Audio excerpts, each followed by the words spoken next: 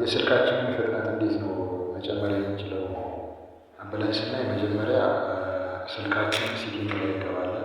ሲቲንግ ላይ ከገባን በኋላ ወደ ታች እንቀጥልና ሲስተም የሚለው አለ። ሲስተም ላይ እንነካዋለን። ሲስተም ላይ ስናይ እዚህ ጋር የምንፈልገው ማለት ነው ዴቨሎፐር ኦፕሽን የለም። ስለዚህ እንመለስና ማይፎን የሚለው ላይ እንገባለን። ማይፎን የሚለው ላይ ከገባን በኋላ ወደ ታች ዝቅ እናደርግና ቢውልድ ነምበር የሚለው አለ። ቢውልድ ነምበር የሚለውን 7 ጊዜ እንነካዋለን። 7 ጊዜ እንነካዋለን። እዚህ ጋር ፓስዋርድ ካላችሁ ፓስዋርዱን ከፍተዋለሁ።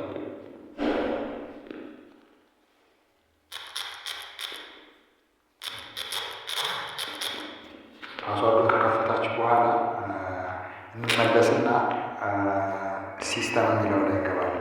ሲስተም የሚለው ላይ ስንገባ ዴቨሎፐር ኦፕሽን አለ። ዴቨሎፐር ኦፕሽን የሚለው ከመጣ በኋላ እሱን እንነካዋለን።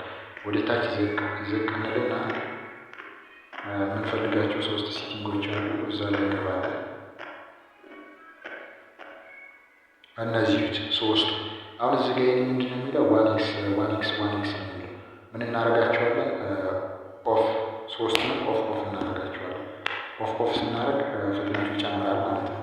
እዚህ ጋር ያሉትን ለምሳሌ እዚህ ጋር ሁለት እናደርጋቸው። ሁሉንም ተመልከቱ እንደሚቀንስ ፍጥነቱ 2።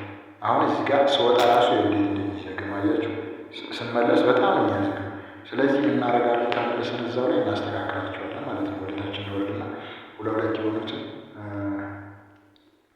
ታችን እንወርዳለን። ቀደም ላይ 2x የሚለው ኦፍ እናደርገዋለን። 3ቱንም ኦፍ ስናደርጋቸው የስልኩ ፍጥነት ይጨምራል። ስንነካው እዚህ ጋር ስንነካው እንደዚህ